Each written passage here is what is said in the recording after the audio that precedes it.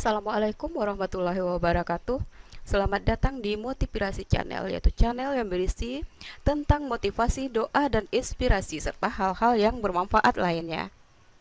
Namun sebelum kita lanjutkan, silakan tekan tombol subscribe-nya dan aktifkan notifikasi loncengnya sehingga nanti jika ada update informasi dan video-video terbaru, teman-teman tidak ketinggalan informasinya.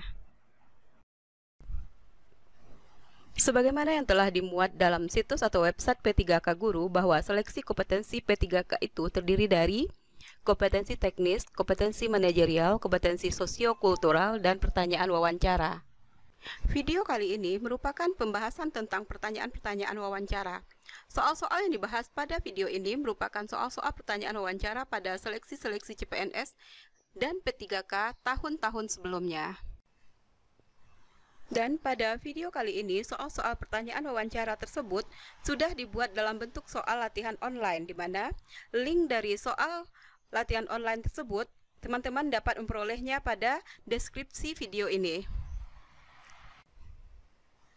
Sehingga teman-teman dapat menggunakannya sebagai latihan dalam rangka mempersiapkan diri untuk dapat diterima pada seleksi P3K tahun 2021 ini. Oh ya, aplikasi soal latihan online ini dapat teman-teman buka melalui HP saja, dan setelah selesai latihan, teman-teman juga dapat melihat skornya secara langsung. Baik, langsung saja kita mulai. Soal pertama, apakah Anda sudah benar-benar mengetahui jabatan yang Anda lamar? Nah, kita lihat opsi-opsinya.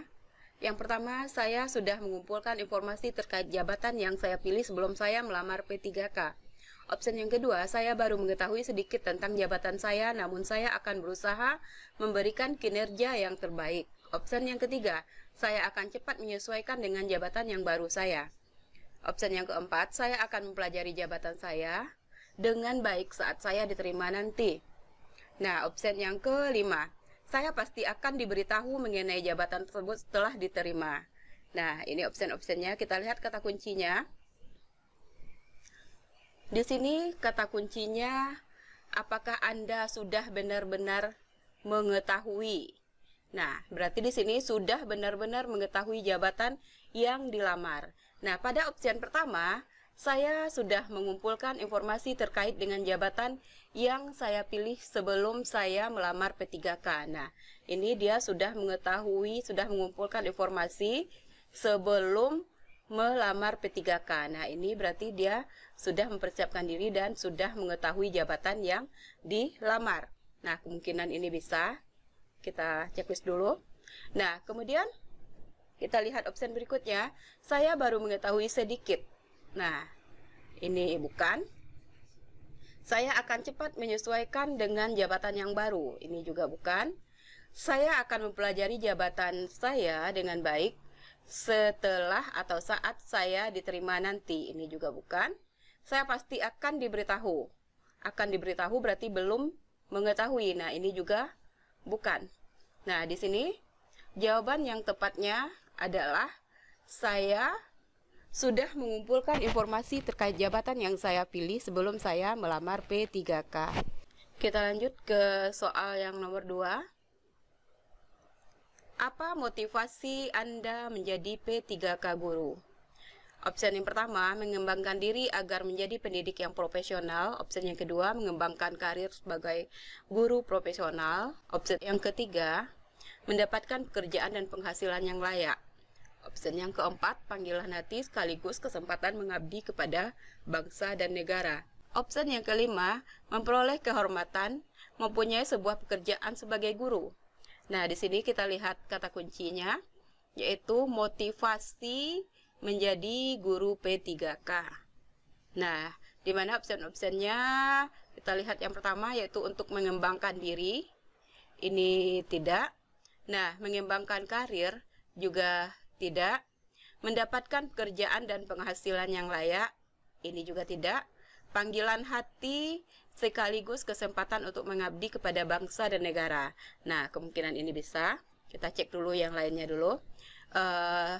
Memperoleh kehormatan dan mempunyai sebuah pekerjaan sebagai guru. Nah, ini juga tidak. Nah, jawaban yang tepatnya di sini adalah panggilan hati, sekaligus kesempatan mengabdi kepada bangsa dan negara. Kita lanjut ke soal nomor 3. Anda mendaftar P3K guru di daerah domisili, namun karena kebutuhan yang mendesak Anda ditempatkan di daerah terpencil. Apakah Anda siap? Nah, kita lihat dulu opsinya. Opsi yang pertama, saya menerima keputusan panitia meskipun dengan berat hati. Opsi yang kedua, saya bersedia ditempatkan di mana saja di seluruh wilayah Indonesia. Opsi yang ketiga, saya akan mempertahankan posisi saya sesuai dengan daerah domisili yang saya lamar. Opsi yang keempat, tidak bersedia, karena saya tidak melamar formasi di daerah tersebut. Opsi yang kelima, menghubungi panitia seleksi dan mengupayakan untuk mendapatkan penempatan pada daerah yang saya inginkan. Nah, kita lihat kata kuncinya, yaitu Anda mendaftar P3K guru di daerah domisili. Namun karena kebutuhan yang mendesak, Anda ditempatkan di daerah terpencil. Apakah Anda siap?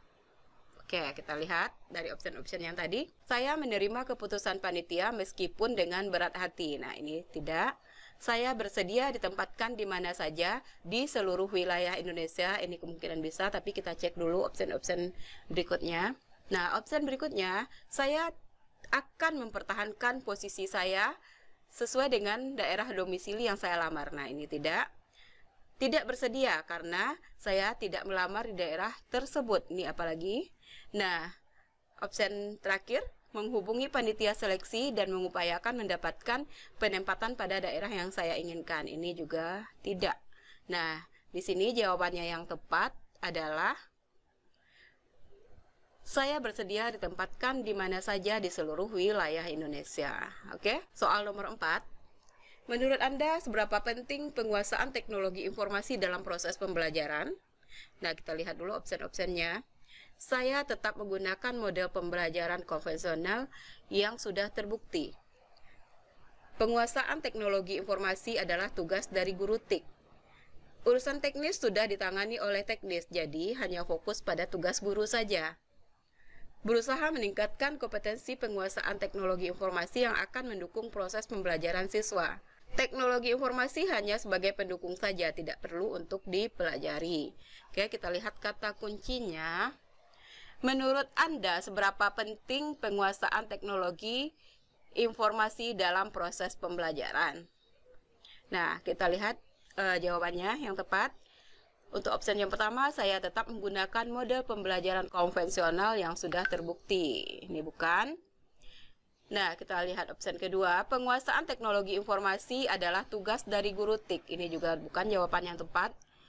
Nah, berikutnya, urusan teknis sudah ditangani oleh teknis, jadi hanya fokus pada tugas guru saja. Ini juga bukan.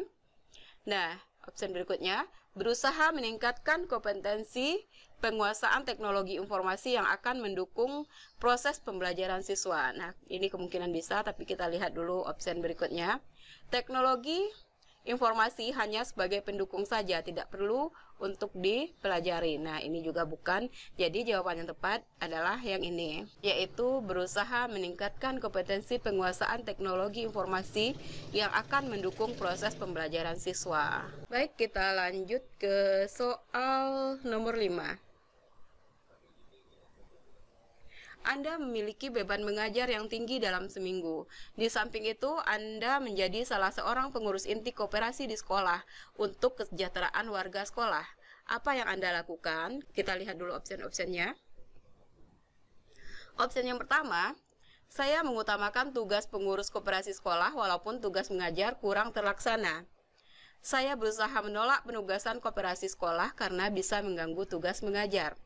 Saya berbagi tugas dengan pengurus inti lainnya dalam mengelola koperasi sehingga tidak mengganggu tugas mengajar. Saya mengutamakan tugas mengajar dengan sedikit mengabaikan tugas sebagai pengurus koperasi. Saya melaksanakan tugas mengajar yang diselingi dengan melaksanakan tugas pengurus koperasi sekolah. Nah, kita lihat kata kuncinya di sini. Anda memiliki beban mengajar yang tinggi, berarti beban mengajar yang tinggi dan menjadi salah seorang pengurus inti koperasi sekolah. Nah, apa yang Anda lakukan? Oke, kita lihat opsi-opsinya. Saya mengutamakan tugas pengurus koperasi sekolah walaupun tugas mengajar kurang terlaksana. Ini bukan jawaban yang tepat. Saya berusaha menolak penugasan koperasi sekolah karena bisa mengganggu tugas mengajar. Ini juga kurang tepat. Kemudian, saya berbagi tugas dengan pengurus inti lainnya dalam mengelola koperasi sehingga tidak mengganggu tugas mengajar. Nah, ini bisa, tapi kita lihat dulu opsi berikutnya. Saya mengutamakan tugas mengajar dengan sedikit mengabaikan tugas sebagai pengurus koperasi. Nah, ini kurang tepat. Saya melaksanakan tugas mengajar yang diselingi dengan melaksanakan tugas-tugas kepengurusan koperasi sekolah. Nah, ini juga bukan jawaban yang tepat. Nah, jawaban yang tepat di sini adalah saya berbagi tugas dengan pengurus inti lainnya dalam mengelola koperasi sehingga tidak mengganggu tugas mengajar. Nah, ini jawaban yang tepat. Baik, kita lanjut ke soal berikutnya, ke soal nomor 6. Seringkali seorang guru harus menjalankan tugas yang tidak sesuai dengan latar belakang pendidikan dan keterampilan. Apa tanggapan Anda bila menerima tugas seperti ini? Kita lihat dulu opsi-opsi jawabannya. Opsi yang pertama, saya akan menjalankannya sepenuh hati, sekalipun harus menguatkan hati untuk melaksanakannya. Opsi yang kedua, menjalankan tugas dan menganggap sebagai kesempatan untuk belajar pada bidang yang belum pernah digeluti. Saya akan melaksanakan setelah menyampaikan pada pimpinan bahwa sebenarnya itu di luar bidang ilmu dan keterampilan saya. Saya akan melaksanakan, namun tidak menjamin hasil kerja saya. Nah, saya akan bekerja sesuai dengan pendidikan dan keterampilan saya. Oke, kita lihat kata kuncinya di soal ini. Harus menjalankan tugas yang tidak sesuai dengan latar belakang pendidikan dan keterampilan. Nah, apa tanggapan Anda jika menerima tugas seperti ini? Nah, kita lihat jawabannya. Saya akan menjalankan sepenuhnya, sekalipun harus menguatkan hati untuk melaksanakannya. Nah, ini dirasa kurang tepat karena dilihat dari sini dia merasa terpaksa. Nah, kemudian opsi berikutnya, menjalankan tugas dan menganggap sebagai kesempatan untuk belajar pada bidang yang belum pernah digeluti. Nah, ini bisa, tapi kita lihat dulu opsi selanjutnya. Nah, opsi berikutnya, saya akan melaksanakan setelah menyampaikan kepada pimpinan bahwa sebenarnya itu di luar bidang ilmu dan keterampilan saya. Nah, ini juga kurang tepat. Nah, opsi berikutnya, saya akan melaksanakan, namun tidak menjamin hasil kerjanya. Nah, ini juga bukan. Kemudian, opsi berikutnya, hanya akan bekerja sesuai dengan pendidikan dan keterampilan saya. Nah, ini juga tidak tepat. Nah, yang tepatnya jawabannya di sini adalah menjalankan tugas dan menganggap sebagai kesempatan untuk belajar pada bidang yang belum pernah digeluti. Baik, kita lanjut ke soal berikutnya, nomor 7.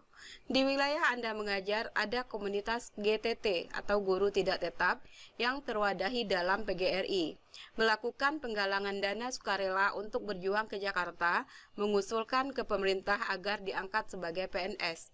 Jika Anda adalah guru PNS yang telah menerima tunjangan profesi, apa yang akan Anda lakukan? Ya, kita lihat opsi-opsinya dulu. Mengusulkan kepada pengurus PGRI daerah agar membayar perwakilan GTT untuk pergi ke Jakarta menyampaikan aspirasinya. Memberi nasihat kepada teman guru GTT untuk tidak terlalu berambisi diangkat menjadi PNS karena pengangkatan PNS ada aturannya. Menaruh simpati terhadap upaya penggalangan dana tersebut, meskipun tidak harus memberikan kontribusi dalam bentuk uang. Mendukung sepenuhnya penggalangan dana itu dengan mengajak teman-teman guru PNS lainnya untuk berpartisipasi dalam penggalangan dana. Berpartisipasi aktif dalam penggalangan dana itu agar memperoleh dana yang cukup dan mampu membayar perwakilan GTT ke Jakarta. Oke, kita lihat jawaban yang paling tepat dari kata kuncinya. Di wilayah Anda mengajar ada komunitas GTT atau guru tidak tetap yang terwadahi dalam PGRI melakukan penggalangan dana sukarela untuk berjuang ke Jakarta agar diangkat menjadi sebagai PNS. Nah, jika Anda adalah guru PNS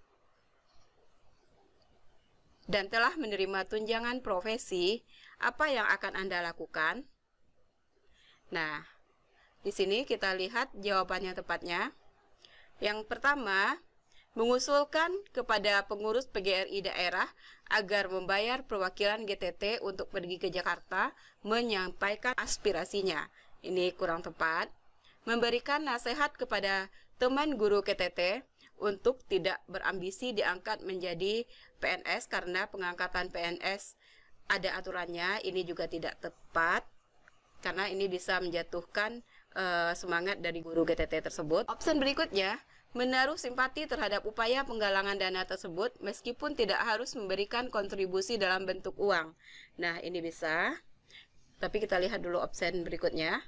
Mendukung sepenuhnya penggalangan dana itu dengan mengajak teman guru PNS lainnya untuk berpartisipasi dalam penggalangan dana. Nah, ini dirasa juga kurang tepat. Nah, selanjutnya, berpartisipasi aktif dalam penggalangan dana itu agar memperoleh dana yang cukup dan mampu membayar perwakilan GTT tersebut ke Jakarta. Ini juga dirasa kurang tepat. Nah, jawaban yang tepatnya di sini adalah menaruh simpati terhadap upaya penggalangan dana tersebut meskipun tidak harus memberikan kontribusi dalam bentuk uang. Baik, kita lanjut ke soal nomor 8. Apabila nanti Anda lolos dan diterima sebagai P3K, apakah Anda bersedia menerima tanggung jawab yang lebih besar? Kita lihat dulu opsi-opsinya. Opsi yang pertama, tidak masalah. Nanti akan ada rekan kerja yang membantu. Opsi yang kedua, saya siap asalkan penghasilannya lebih besar juga. Opsi yang ketiga, menerima saja karena dengan tanggung jawab yang besar akan memperoleh penghasilan yang besar pula. Opsi yang keempat, saya akan menerima tanggung jawab sesuai dengan job description. Opsi yang kelima, saya siap menerima tanggung jawab yang lebih besar. Nah, di sini kita lihat dulu kata kuncinya sebelum menentukan jawaban yang tepat. Nah, apabila Anda lolos dan diterima sebagai P3K, apakah Anda bersedia jika menerima tanggung jawab yang lebih besar? Nah, kita lihat lagi. Tidak masalah, nanti akan ada rekan kerja yang membantu. Ini rasanya kurang tepat. Saya siap, asalkan penghasilannya lebih besar juga. Ini juga tidak tepat. Menerima saja, karena dengan tanggung jawab yang besar akan memperoleh penghasilan yang besar pula. Ini juga tidak. Saya akan menerima tanggung jawab sesuai dengan job description. Nah, ini juga dirasa kurang tepat. Nah, opsi berikutnya, saya siap menerima tanggung jawab yang lebih besar. Oke, saya siap menerima tanggung jawab yang lebih besar. Ini jawaban yang tepat. Nah, kita lanjut ke soal nomor 9. Apa kontribusi yang bisa Anda berikan pada instansi? Nah, kita lihat dulu opsi-opsinya sebelum kita memilih jawaban yang benarnya. Opsi yang pertama, saya akan bekerja sesuai dengan target yang telah ditentukan. Saya akan bekerja semampu saya akan bekerja sesuai dengan arah pimpinan saya akan bekerja semaksimal mungkin untuk menghadirkan prestasi-prestasi bagi instansi. Saya akan bekerja lebih keras daripada teman-teman seangkatan. Nah, kata kuncinya, kontribusi yang bisa Anda berikan pada instansi. Nah, kita pilih jawaban tepat dari opsi-opsi yang ada. Yang pertama, saya akan bekerja sesuai dengan target yang telah ditentukan. Nah, ini tidak tepat. Saya akan bekerja semampu saya, tidak tepat juga. Saya akan bekerja sesuai dengan arahan pimpinan saya. Ini dirasa juga kurang. Kemudian, saya akan bekerja semaksimal mungkin untuk menghadirkan prestasi-prestasi bagi instansi. Ini bisa, cuman kita cek lagi opsi berikutnya dulu. Saya akan bekerja lebih keras daripada teman-teman seangkatan. Nah, ini juga bukan. Jadi, jawaban yang tepatnya yaitu saya akan bekinerja semaksimal mungkin untuk menghadirkan prestasi-prestasi bagi instansi. Baik, kita lanjut ke soal terakhir yaitu soal nomor 10. Bagaimana tindakan Anda saat melakukan sebuah kesalahan fatal di kantor? Oke, kita lihat dulu opsi-opsinya. Saya tidak mau bertanggung jawab karena ada rekan yang melakukan kesalahan yang lebih fatal dari saya. Sedapat mungkin mempertahankan dengan argumentasi karena saya yakin pekerjaan saya selalu benar. Saya seorang perfeksionis, tidak pernah melakukan kesalahan. Saya akan bertanggung jawab sepenuhnya dan melakukan perbaikan. Saya akan mencari sumber kesalahan tersebut. Nah, dari opsi-opsi ini kita lihat dulu kata kuncinya. Tindakan saat melakukan sebuah kesalahan yang fatal. Bagaimana tindakan Anda saat melakukan sebuah kesalahan yang fatal? Oke, kita cek. Yang pertama, saya tidak mau bertanggung jawab karena ada rekan yang melakukan kesalahan yang lebih fatal daripada saya. Ini jelas-jelas bukan jawabannya benar. Kemudian yang kedua, sedapat mungkin mempertahankan dengan argumentasi karena saya yakin pekerjaan saya selalu benar. Ini juga tidak tepat jawabannya. Saya seorang perfeksionis, tidak pernah melakukan kesalahan. Nah, ini juga tidak tepat. Nah, berikutnya, saya akan bertanggung jawab sepenuhnya dan melakukan perbaikan. Nah, ini dirasa bisa, tapi kita cek dulu opsi berikutnya. Saya akan mencari sumber kesalahan tersebut. Nah, di sini juga bukan jawaban yang tepat. Nah, jadi jawaban yang tepatnya di sini, yaitu saya akan bertanggung jawab sepenuhnya dan melakukan perbaikan. Setelah selesai mengerjakan semua latihan, kita klik tombol kirim untuk melihat skor yang kita peroleh. Nah, ini dia skor yang kita peroleh. Selanjutnya kita dapat men-scrollnya ke bawah untuk melihat jawaban-jawaban yang telah kita buat. Nah, seperti ini. Demikianlah video kali ini.